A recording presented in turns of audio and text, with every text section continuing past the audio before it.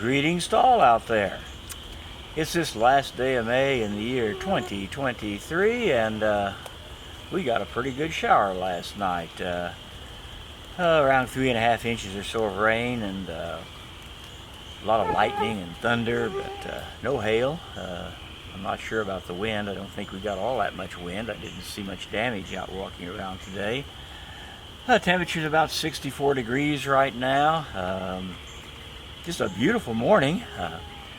We've actually had enough rain for a while.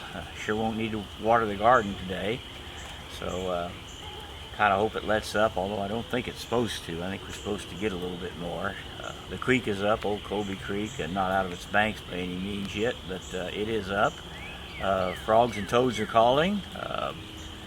Just been enjoying a great walk out here around the property here in the Wakarusa Valley of northeast Kansas, USA.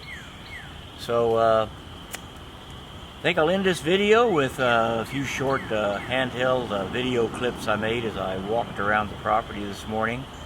Once again, nothing too spectacular. I'm still kind of playing around with this old video thing and this YouTube thing, so I'll edit a little bit, but basically it's just going to be kind of a walk around the property and kind of what I was seeing. So